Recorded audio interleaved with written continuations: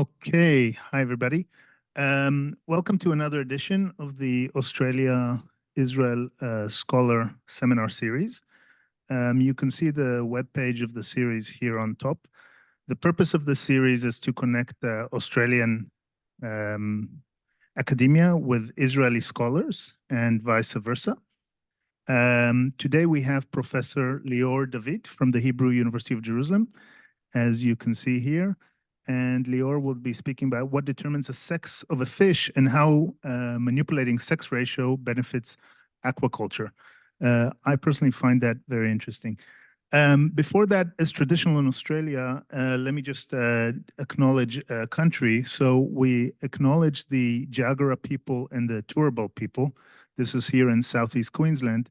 They're the traditional custodians of the land on which we gather today. We pay respects to their elders, past and present. We extend that respect to Aboriginal and Torres Strait Islander peoples here today.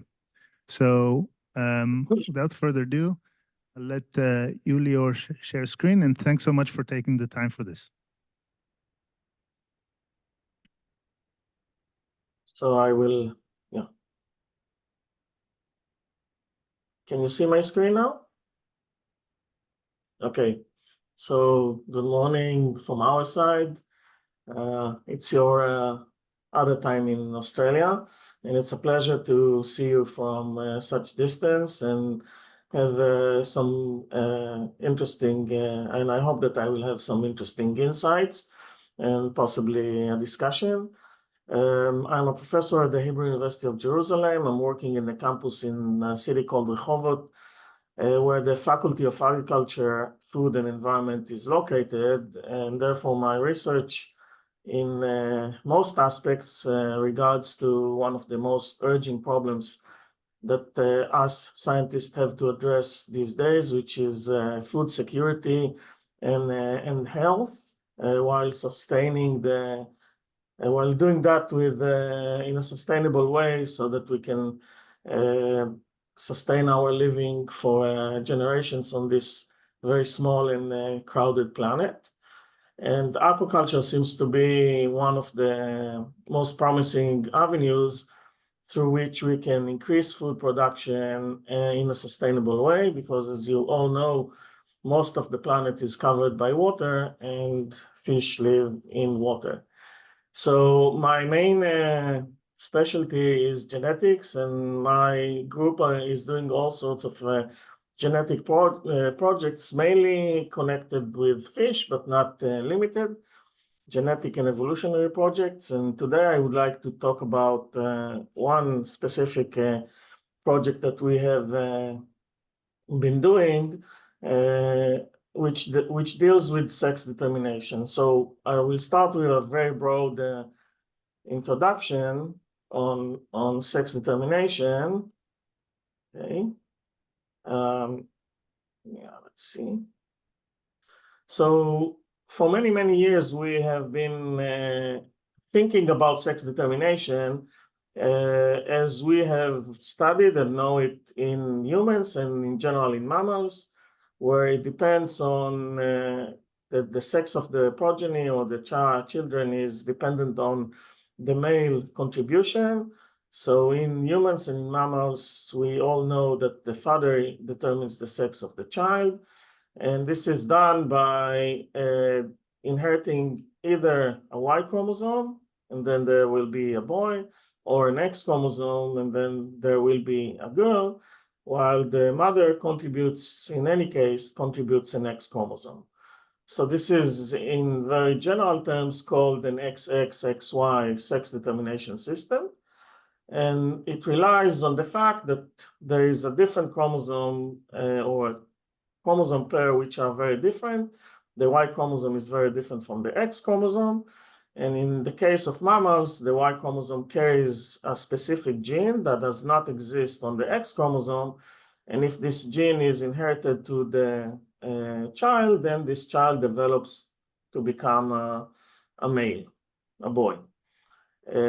So from the very broad perspective, the features of this sex determination system is that there is a single gene, in this case, a single gene on the Y chromosome, So only one gene is determining the sex.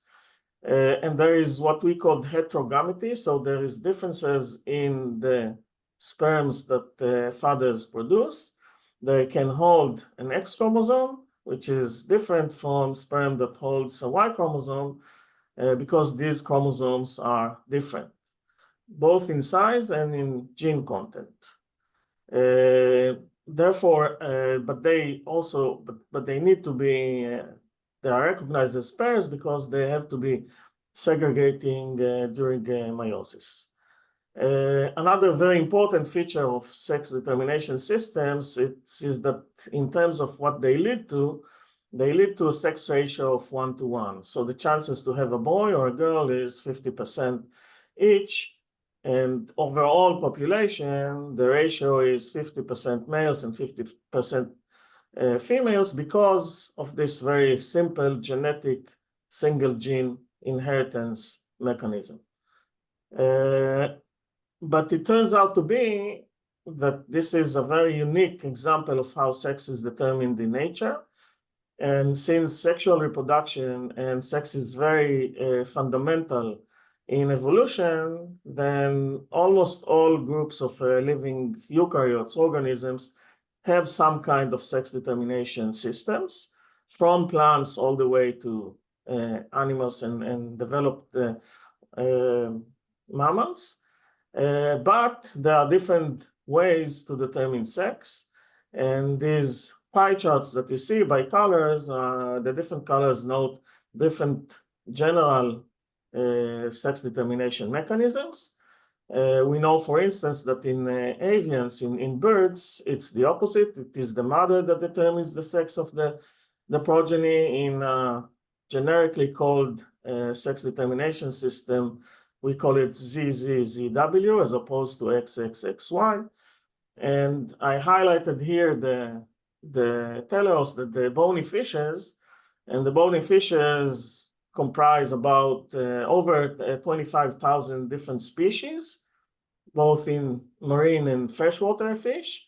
And they have a variety of sex determination systems within them. And therefore, the fish are very good models in general to study sex determination systems.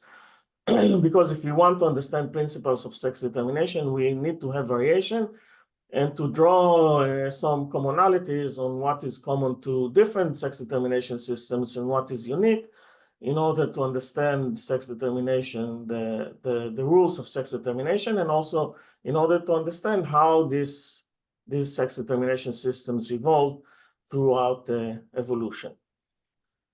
So my focus today is on sex determination in fish, but I want to go further, deeper into the sex determination mechanism and look a little bit on the molecular level.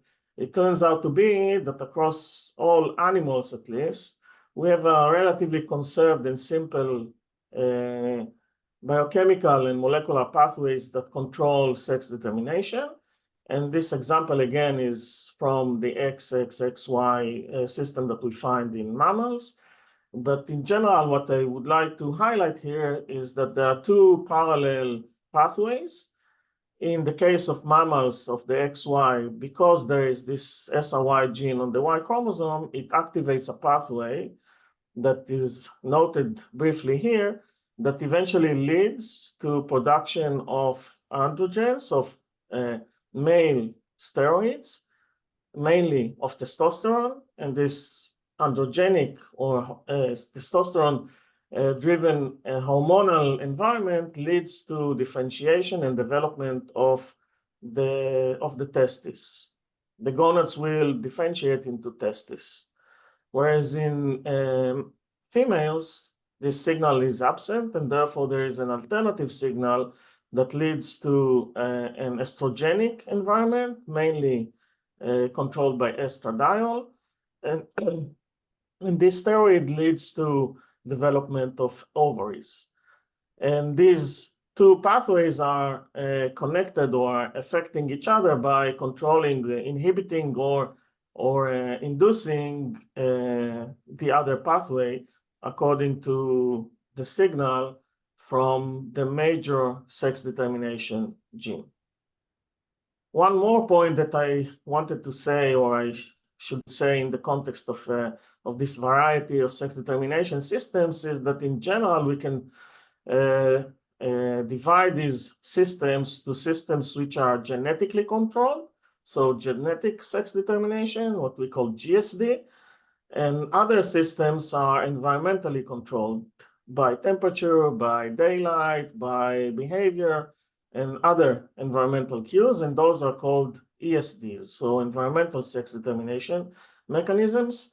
Since I'm a geneticist, I'm more interested in the genetic sex determination systems, and this is what I'm going to discuss further today. So part of this variation between different fish species in sex determination systems is the fact that there is no common sex determination gene.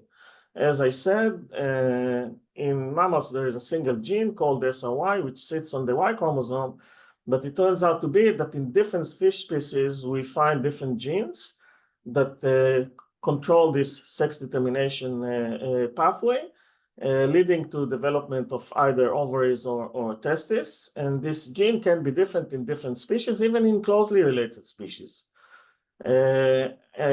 But essentially, they all fall into these two options. Either it's the male that determines the sex of the progeny, or it's the female.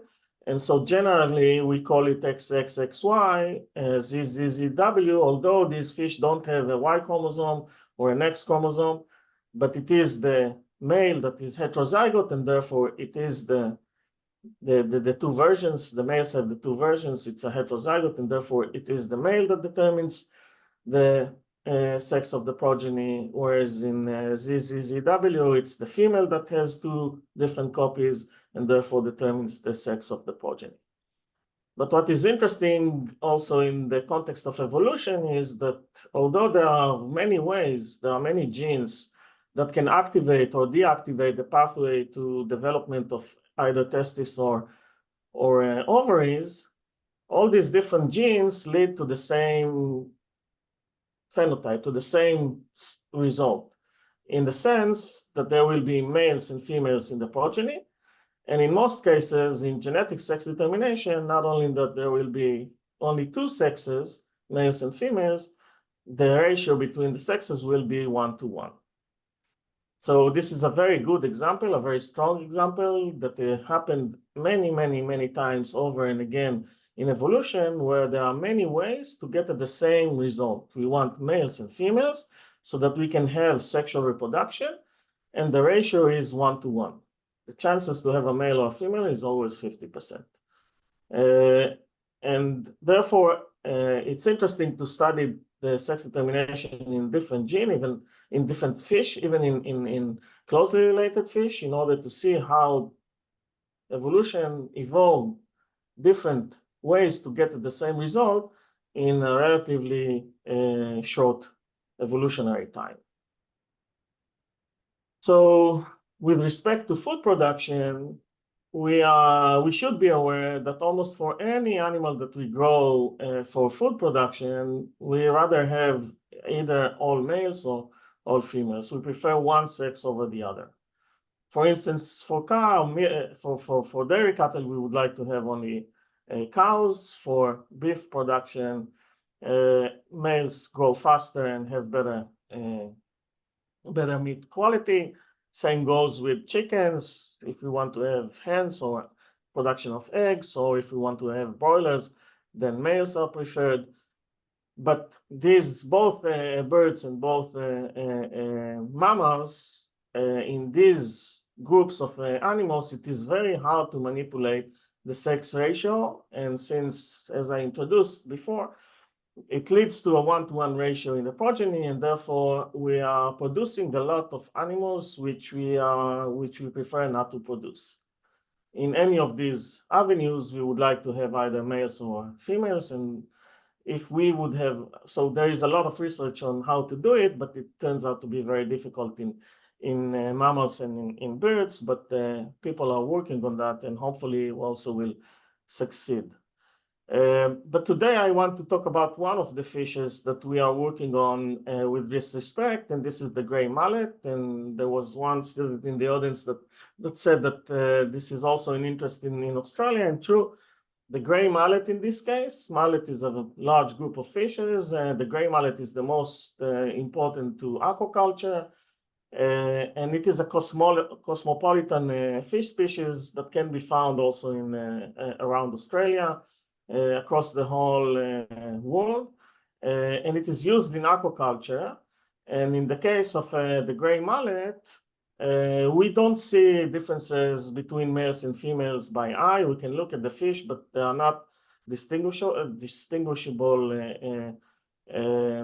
from just looking at the fish. However, when you test the growth rate, you see that female mullets are growing faster than males, about 10 to 20% faster than males, which means that the production efficiency of female mullets would be 20% or 15% better than growing just males. And this is one of the reasons why females are desired in aquaculture of gray mullet. So what I will show you next is how did we approach this problem in order to eventually produce only females. So grow in aquaculture all female populations rather than 50% males and 50% females. So these are the two main steps that you have to do in the case of the mullet in order to achieve this goal. The first one is to produce sex-reverse parents. So what are sex-reverse parents? As I said before, if we cross a normal male, an XY male, with a normal XX female, we get 50% males and 50% females in the progeny. However, as I said, what determines the development of the gonad to either testis or ovaries is the steroid environment.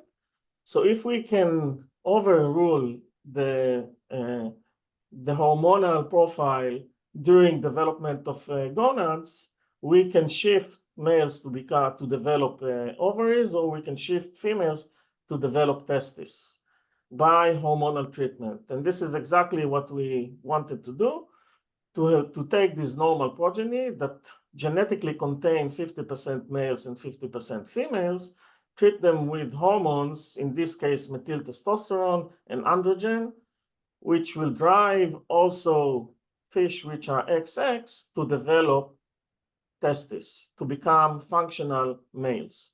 And these we call sex-reversed males. So they are genetically XX, but they produce sperm. They have testes. Now, as I showed you before, males and females look very similar. So how can we say which male is XY genetically, or which males are sex reversed, namely XX genetically?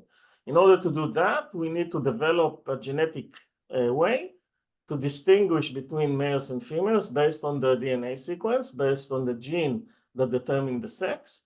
And if we know what the gene is and what the variation in this gene determine males or females, we can molecularly identify these sex-reversed fish, select them, and use them as males to cross with, again, normal XX females. And then we will have only X chromosomes in the system, and all the progeny will be XX, thus will be females, develop into females. So this is the overall scheme, and we actually did it. I will show briefly the results. So these are two different experiments where we groups of mullets. And the first thing that I want to show you is that by the age of 20 months, under aquaculture conditions, the females grow faster than males. They are heavier than males. In our experiments under aquaculture conditions, in 10 to 13% advantage for growth of females, again justifying why females are more efficient to produce. But with respect to sex-reversed fish, we tested several treatments, hormonal treatments, to bias the sex ratio. So here you can see in both experiments the control groups, which are indeed 50-50 ratio between males and females. And several of the treatments that we experimented with shifted the ratio towards more males. So in this experiment, we had in this group 63% males, which means that instead of 50%, we have 63, then we expect to have 13% sex-reversed males. In this experiment, we even improved, and we have 74 to 84% males. So among the 50%, the males, there are 24 to 34% of the males are sex-reversed males. So we successfully developed this protocol and shifted the sex ratio towards more males. And now we developed so we achieved this first part of the idea to produce sex-reverse parents. Now we have to develop sexing DNA markers so that we can distinguish between the males that are naturally XY and those that are sex-reversed, which are XX males. For that, we did a lot of genetic work to identify the gene and to identify the differences between males and females in the gene and the region of the gene. And on these DNA variants that we identified, we developed molecular assays that can tell us whether that's a male or a female, what kind of genetic variant we have in this fish. And again, I'm showing you these different populations, showing you that when we take mature males, so fish that have testes in their gonads, or females, fish that have ovaries, we can, and these are groups which are not sex reverse, these are the control groups. We can very certainly say, using these DNA markers, these molecular assays, which one is a male and which one is a female. So if we take those that have testes and we test them by these markers, they have the blue genotype. They have the blue genes. And if we test them, those that have the ovaries, they have the pink genes. So the genetics here fits very well with the functional sex, which means that we have a reliable assay, and then we can move to these groups that we did, for which we did the sex reversal, and look what kind of genes they have. So these are the males and these are the females. So the pink genotypes, the pink gene variants, are the ones that we find in females. And indeed, in these sex-reversed groups, we find that some of the fish that have testes are having the female genotype, the female genes. So these are the ones that are sex-reversed. These are functional males, which means they have testes, but genetically, they look like females. So we can select those, and we indeed selected those. So we achieved the development of this genetic sex assay, that we can identify males and females and also identify sex-reverse males.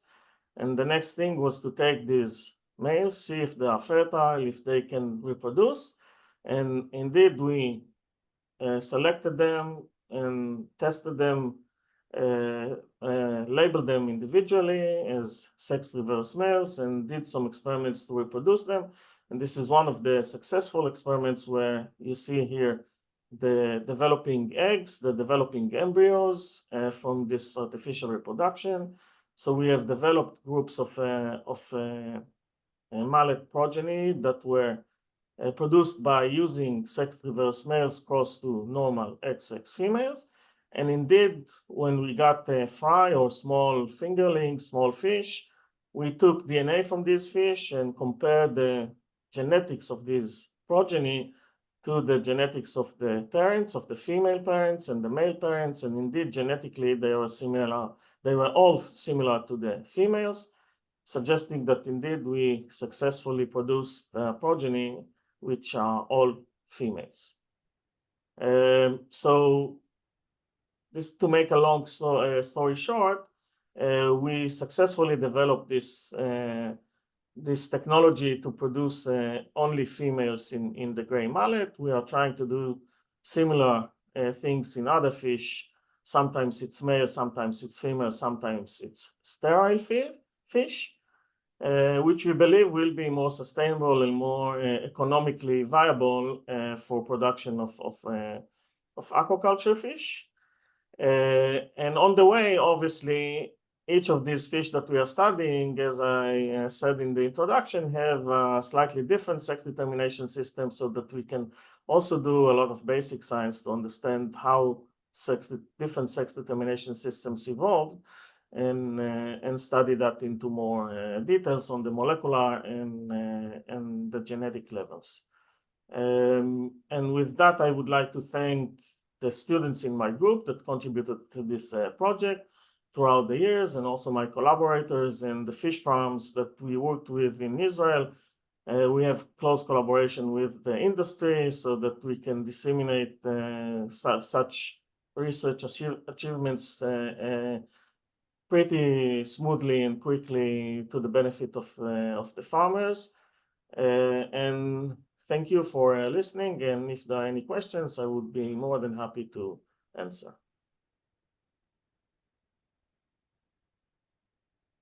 Thank you very much, Lior.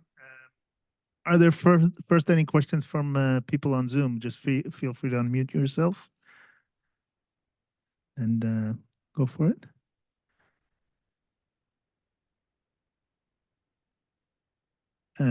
So if not yet, in the room, would you have a question, or?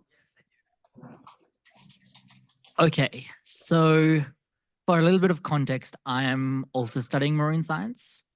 And my first question is, you said that there's a lot of gene markers that affect the sex of fish. How does that interact with stuff like environmentally determined sex? So for example, in an enemy fish, Nemo, where the sex can change midlife. So as I said before, the easiest or the most general answer to this question is that as in other cases in other traits in genetics, it's either an environmental influence, which is not genetic, or it's a genetic influence. In reality, in many cases, it is both in different proportions. But usually when it's a single gene, it's either genetic or it's environmental. So in anemone fish and many other fish species where sex determination is mostly determined by environment, for instance, a very good example are reptiles. Almost all reptiles, the sex is determined based on temperature. Higher temperature or lower temperature produces more or less females or males. Different directions in different species. So temperature is the main sex determination cue. So when it's environmental, what the environment mostly does is that it changes the expression of the genes in this conserved pathway that I presented early on. And if the genes that are leading to a more androgenic profile are more highly expressed due to temperature, due to social interactions, like in the anemone fish, like in the clownfish, it's mostly social interaction that drives higher expression of, so it's a protoandrous, it starts as a male and it can change to a female. So the social interactions can lead to higher expression of the female pathway, and therefore making or change males into females. In genetic sex determination, where the major cue is genetic, it depends on these gene variants. It depends on what's written in the different chromosomes. And if the different chromosome says that their signaling is going to be towards development of ovaries, then it will become a female. And in several cases, also the environment can affect as we actually did. So when we apply hormones, we do not change the DNA sequence. We just overrule what the instructions of the DNA say by changing the hormonal profile, which is an environmental manipulation. Sometimes you can do that using temperature, sometimes you can do that using other light or photoperiod, but this is when at the stage where the tissue is developing, that you can find ways to overrule the genetic instructions. Thank you, Professor David. Jeff has a question at home. Hi, Jeff. Yeah, thank you for the excellent, really interesting talk. From a teleological point of view, could you sort of speculate on why the genetics might, determinants might differ from one species to another? So there are many hypothetical studies on trying to understand why is it like that.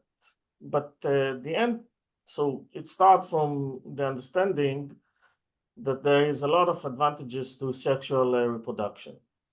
And therefore, there are many species from plants all the way to animals which reproduce sexually. And when we have sexual reproduction, it is better to have the two different sexes in two different individuals. Although in plants, there are some plants which you will find both male and female flowers on the same individual, on the same plant. In animals, it's mostly that the sexes are segregating between different individuals. And this is all for the benefit of forcing sexual reproduction, of making sexual reproduction exclusive and prevent asexual reproduction. And so this is something that has advantages under many environmental conditions, and therefore it happens. Now, it happens in different ways because we assume that the original, the ancestral state was asexual reproduction. So we see that many lower plants and definitely prokaryotes, bacteria, are reproducing asexually. So there's need to be a change in the strategy for reproduction from asexual to sexual reproduction. And if it didn't happen in the first eukaryote, so the first ancestral organism, and from there on inherited to all the organisms that have been diversifying throughout evolution, so both animals, plants, and different species of mammals, apes, fishes, insects, so on and so forth, then all these lineages started from an asexual reproduction. And therefore, a solution or a way to reproduce sexually needs to be evolved throughout evolution. And this happens at different time points for different organisms. And since it happens, so since mutations and since the process to start, the material to start evolution is random, it happens randomly.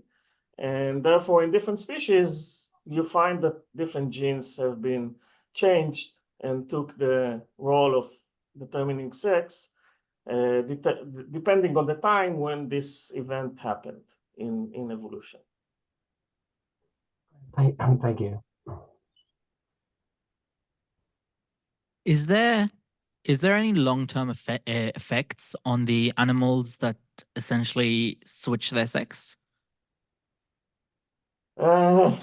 It's a good question. So first of all, I should say that it's a new thing. So we have the oldest animals for which we change the sex are almost 3 years old.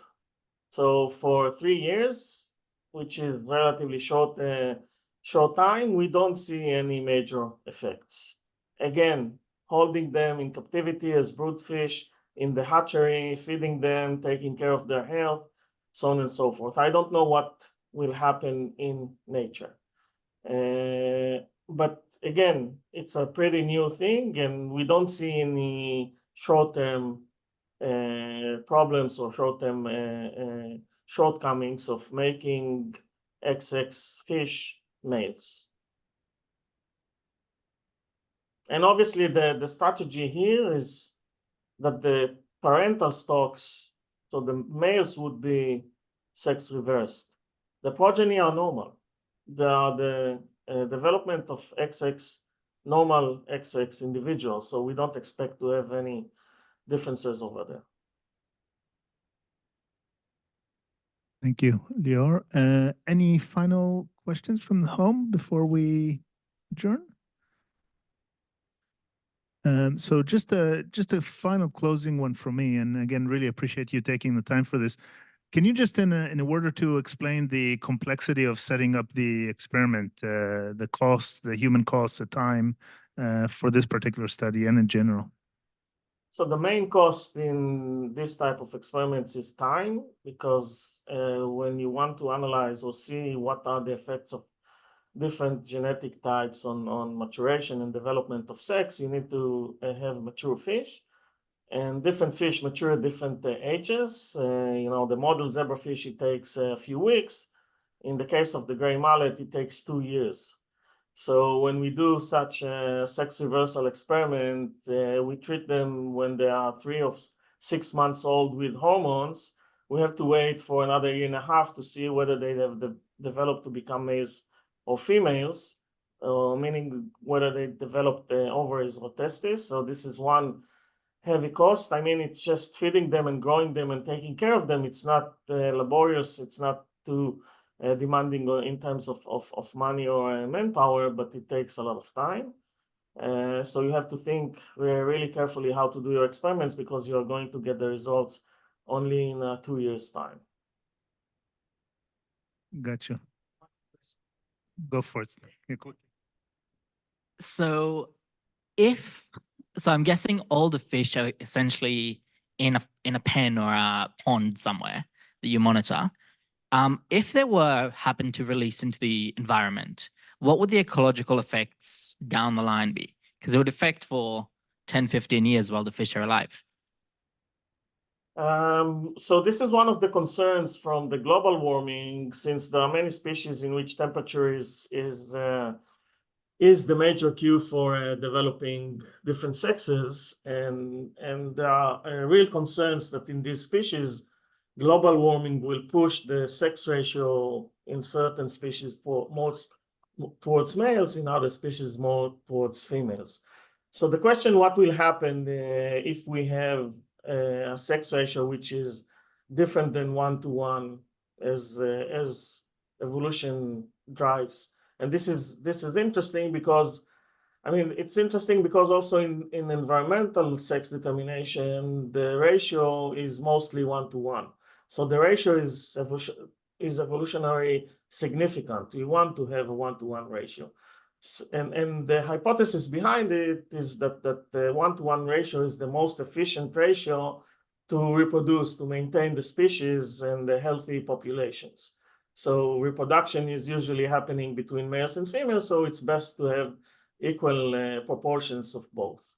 And if we will have other proportions, that might reduce the reproduction efficiency in nature.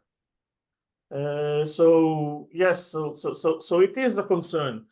However, I think that in the case of fish, it's less of a concern, because most of the fish species are very fertile, or they are very fecund. They produce tens of thousands to a million eggs.